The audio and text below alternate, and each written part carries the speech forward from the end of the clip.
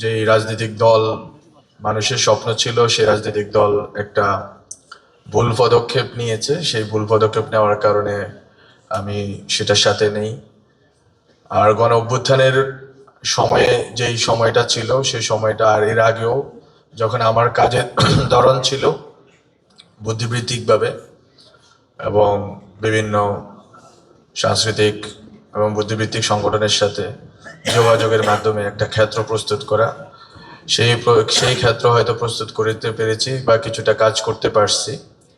কিন্তু এখন আমাদের জন্য যেই বিষয়টা খুবই গুরুত্বপূর্ণ হয়ে গেছে, সেই বিষয়টা হচ্ছে বাংলাদেশের সামনের দিনগুলোকে দেখতে পারা।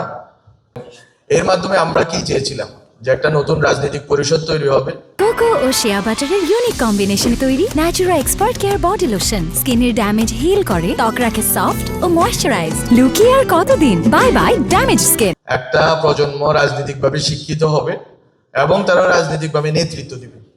কিন্তু আমরা কখনোই এটা চাই নাই যে একটা একটা ধর্মপন্থী রাজনৈতিক দলের সাথে গিয়ে ওনারা আঘাত করবেন, ওনারা সমর্পণ করবেন। এটার জন্য আমরা এই রাষ্ট্রকল্প লাইব্রেরি করিনি, আমরা গণতান্ত্রিক ছাত্র শক্তি করিনি, আমরা এনসিপি বা নাগরিক কমিটির সাথে কোনো মানে পলিসি সাপোর্ট আমরা এই জন্য দিইনি।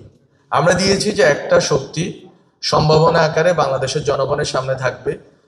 আমি যদি যে সিস্টেম আমাকে রিপ্রেশন করছে হাসিনার নামে, সেই সিস্টেমের কাছে আত্মসমর্পণ করি, যে সিস্টেমের অধীনে থেকে রাজনৈতিক দলগুলো অপারেট করছে এবং গত 2 বছরে পদে পদে সংস্কার বিচারের কার্যক্রমকে বাধাগ্রস্ত করেছে, বিচারের এবং বিভিন্ন তদন্ত কমিটিকে নিজেদের রাজনৈতিক বার্গেনিং টুল হিসেবে ব্যবহার করছে যেই রাজনৈতিক দলগুলা, সেই দলগুলোর কাছে গিয়ে আমার আত্মসমর্পণ করাটা, এটা হচ্ছে আমি মনে করি বাংলাদেশের হিস্ট্রিতে আমাদের ওই যে ভূতের পায়ে হাঁটার মতো। ভূতে যেরকম পিছে পায়ে হাঁটে, আমরা এখন পিছে হাঁটতেছি।